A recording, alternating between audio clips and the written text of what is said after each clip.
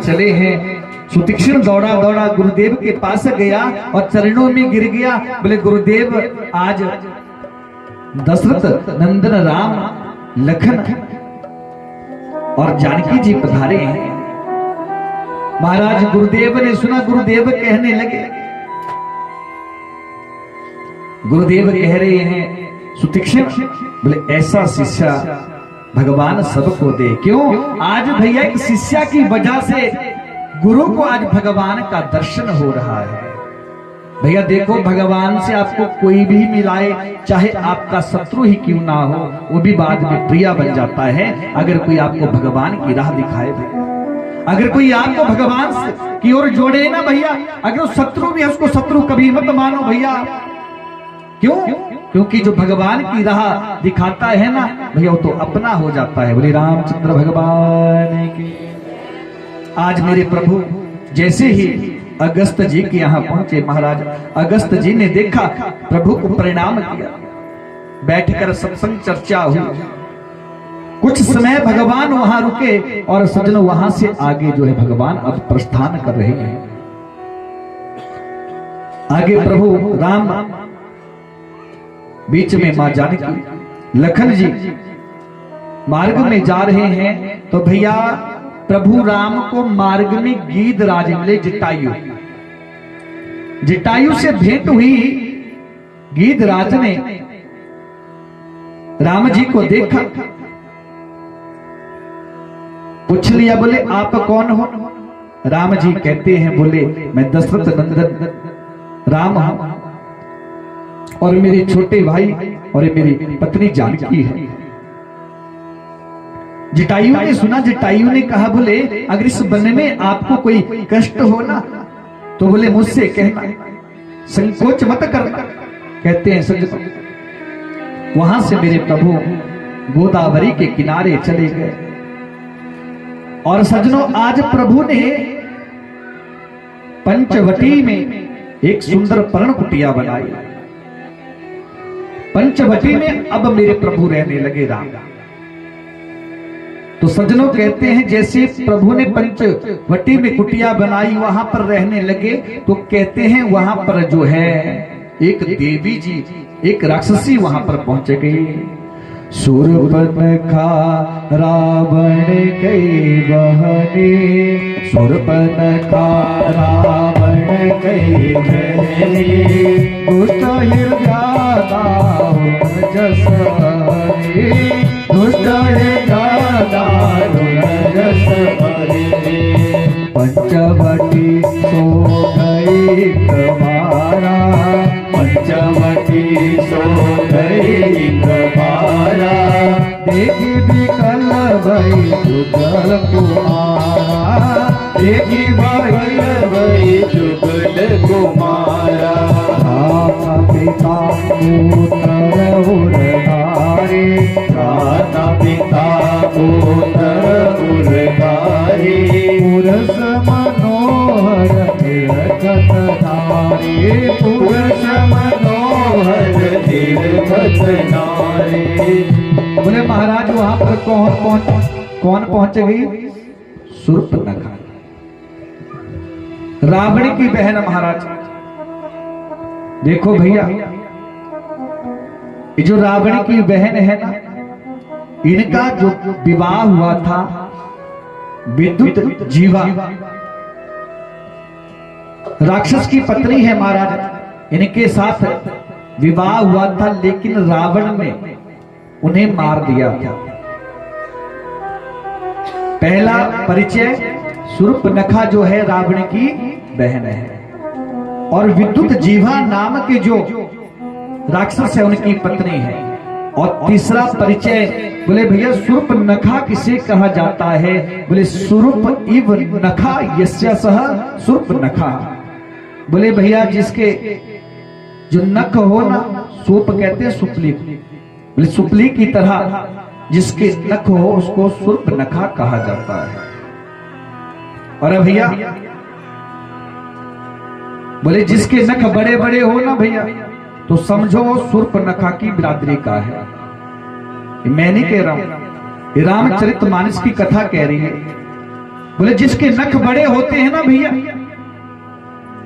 इसलिए भैया हमें अपने नखों को जो है बनाने रखना चाहिए, क्योंकि भैया अनेक प्रकार की बीमारियां हमारे शरीर में प्रवेश करती है।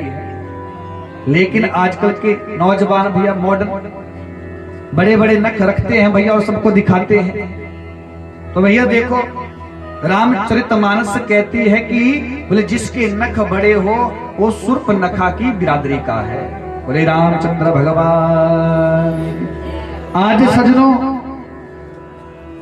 कहते हैं सुर्प नखा वहां पर पहुंच गई और भेष बदल कर आई भैया, है तो राक्षसी, लेकिन अब पंचवटी में पहुंची, भेष बदल कर आई, सुंदर रूप बना लिया महाराज।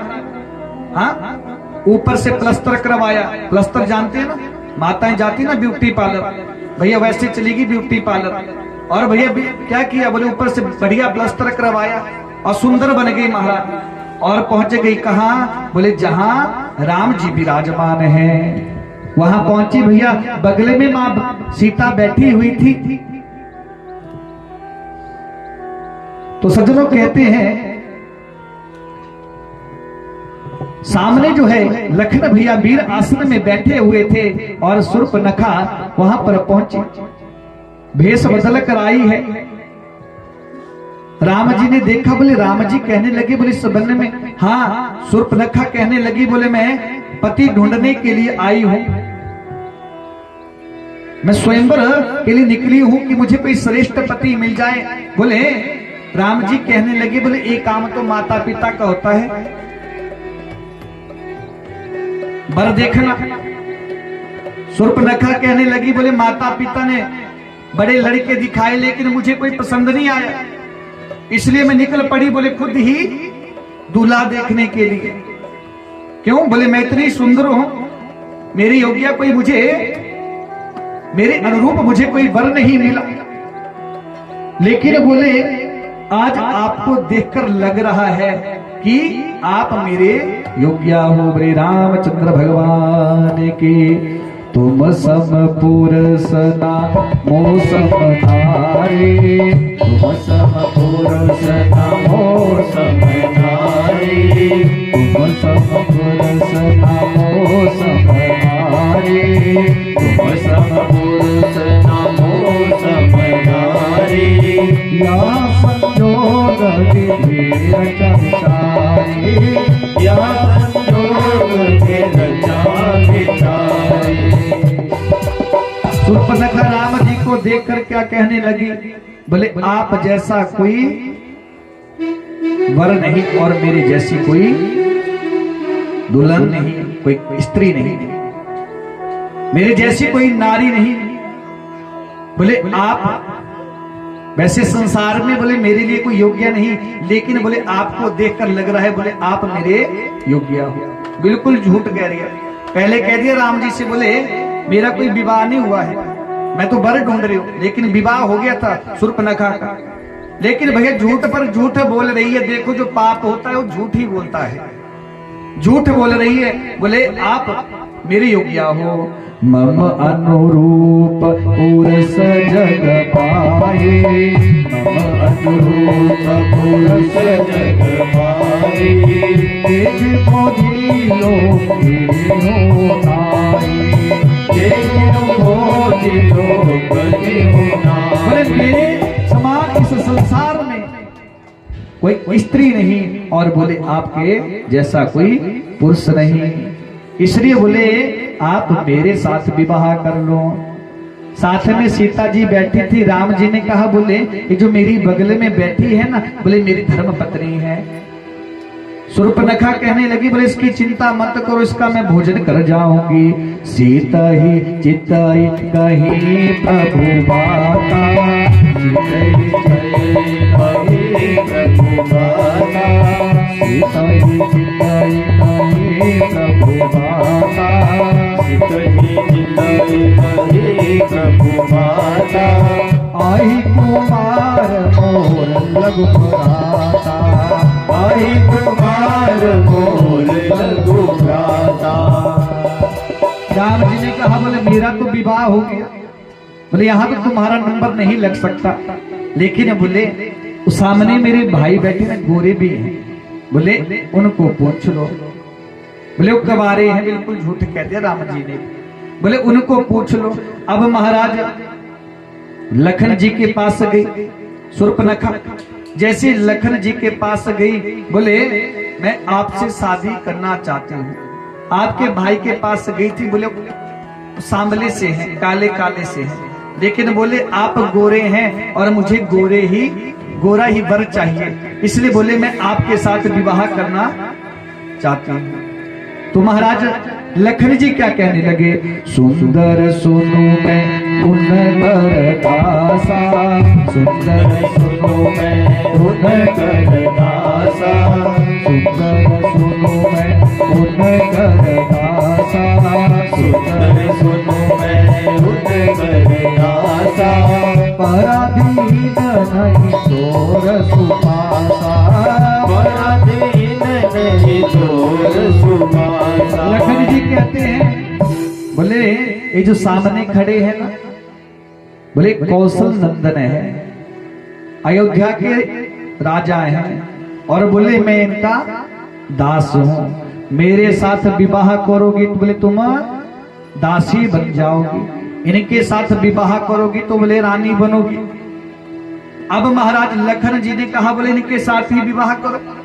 शूर्पणखा राम जी के पास आ गई और राम जी से कहने लगी, बोले मैं आपसे विवाह करूंगी। बोले ये तो बच्चा है, इसको तो बोलने भी नहीं आता है। लखन जी को कहने लगे। राम जी लखन जी के पास भेजते। लखन जी राम जी के पास, महाराज शूर्पणखा को क्रोध आ गया। बोले तुम समझते क्या हो अपने आप को, और महाराज क्रोध में आकर बोले मैं सबको खा जाऊंगी, सीता को खा जाऊंगी, सबका भक्षण कर जाऊंगी। और महाराज क्रोध में आकर क्या किया, विकराल रूप जो है आज शूर्पणखा ने धारण किया है, और जैसे माता जानकी की ओर दौड़ी, महाराज कहते हैं लखन जी ने अपनी तलवार निकाली और कहते हैं शूर्पणखा का नाक और कान काट दिया। बोले रामचंद्र भगवान की। संस्कृत में नाक को स्वर्ग कहते हैं और कान को वेद कहा गया है। महाराज जैसे ही नाक और कान को काटा ना, तो वहां से भाग गई और भागी भागी खरदूषण के पास चली गई शूर्पणखा। और सज्जनों, खरदूषण के पास जाकर कहती है कि मेरी दशा जो है राम ने करी है, उनके भाई ने करी है। महाराज आज खरदूषण जो है सेना लेकर आता है, और जैसे मेरे प्रभु राम के ऊपर आक्रमण किया, कहते हैं मेरे प्रभु ने सबको जो है मार दिया। बोले रामचंद्र भगवान की। तो महाराज खरदूषण का उद्धार कर दिया, लेकिन आज प्रभु ने जो है लखन जी को जो है लकड़ियां लाने के लिए वन भेजा। लखन जी जैसे ही लकड़ियां लाने के लिए बन गए सज्जनों, तो आज प्रभु राम जी ने जानकी जी को एकांत में देखा और पास बुलाया और कहा, बोले मुझे आपसे कुछ बात करनी है। देखो आज प्रभु राम जानकी जी से क्या कह रहे हैं, सुनो प्रिया बत रुचिर सुशीला, सुनी प्रिया बत रुचिर सुशीला, मैं कहूँ कर विनमित नर लीला, मैं कहूँ कर